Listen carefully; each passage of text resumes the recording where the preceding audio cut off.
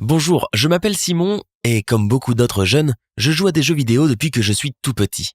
Seulement pour moi, c'est devenu une addiction qui m'a rendu la vie plus difficile. Avant mes 15 ans, je jouais beaucoup aux jeux vidéo mais ça n'affectait pas tellement mes notes ou d'autres aspects de ma vie. Et puis mes amis m'ont fait connaître un jeu en ligne très compétitif.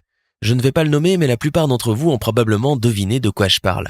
On jouait ensemble, on se parlait à travers des micros et c'était très amusant. On travaillait en équipe.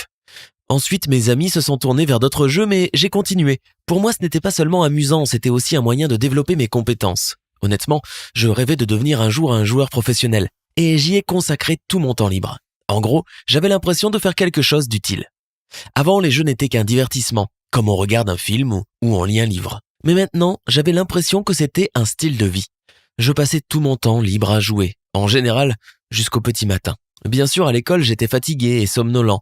Et si je ne l'étais pas, je pensais à ma partie en cours toute la journée. Je regardais des vidéos sur le sujet, je lisais des conseils et j'explorais de nouvelles stratégies. Et dès que je rentrais à la maison, je me remettais à jouer. Je me disais que j'allais jouer un petit moment, puis que je ferais mes devoirs. Mais 1 heure passait, puis 2, puis 3, puis 5, et puis le matin arrivait. À ce moment-là, mes notes ont sérieusement baissé. Et inutile de dire que mes amis m'avaient oublié depuis longtemps car j'étais obsédé par ce jeu. Mais ça ne me dérangeait pas parce que je m'améliorais et que le reste n'avait pas d'importance.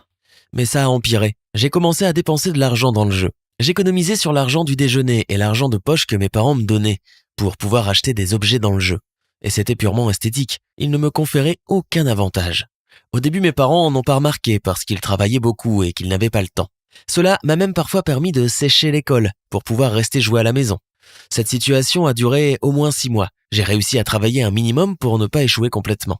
Pendant cette période, j'étais devenu très nerveux, irritable et grossier. Je me disputais avec d'autres joueurs et les insultais. Ce qui est drôle, c'est que j'avais vu des joueurs comme ça dès le premier jour et je m'étais toujours moqué d'eux, pensant que je ne basculerais jamais du côté obscur. La même chose se produisait dans la vraie vie, toute la journée à l'école, et je n'avais qu'une envie, celle de retourner jouer, et j'étais énervé quand quelqu'un essayait de me parler de ses problèmes qui me paraissaient futiles. Quand mes notes sont devenues si mauvaises que j'allais sûrement redoubler, mes parents ont finalement compris ce qui se passait et m'ont confisqué mon ordinateur. J'étais tellement en colère. J'ai essayé de leur expliquer que ça en valait la peine, qu'on pouvait gagner des millions en tant que joueur professionnel, mais ils ne m'ont pas écouté. J'ai donc fait la seule chose raisonnable que je pouvais faire dans cette situation.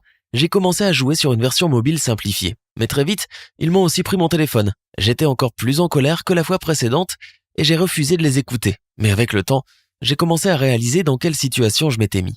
Avant que mon addiction ne commence, j'étais plutôt bon élève. Pas un génie, mais assez bon. Désormais, j'échouais dans presque toutes les matières, et même en EPS. Les enseignants nous ont expliqué à mes parents et moi que je devais soit suivre des cours d'été, soit redoubler mon année pour avoir une chance de passer mon bac plus tard. J'avais l'impression d'avoir littéralement gâché mes chances d'avoir un avenir ou d'aller à l'université, à cause de mon rêve stupide et irréaliste de devenir un joueur professionnel. Car en réalité, seule une personne sur des milliers a une chance de devenir pro.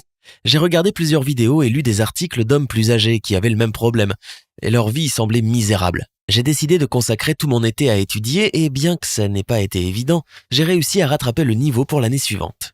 Mes parents ont été très compréhensifs. Ils m'ont rendu mon ordinateur et mon téléphone dès qu'ils ont vu que je travaillais dur pour corriger mes erreurs. Maintenant, ça va mieux.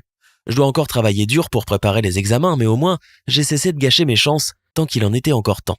Je ne pense pas que les jeux vidéo soient mauvais en soi et j'espère que je pourrai y rejouer quand ma situation se sera améliorée.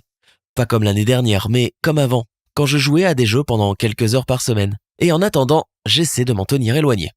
Partage cette vidéo afin que d'autres personnes ayant le même problème puissent la voir et modifier leur attitude avant qu'il ne soit trop tard. Et si tu as déjà eu le même problème, raconte-le nous dans les commentaires.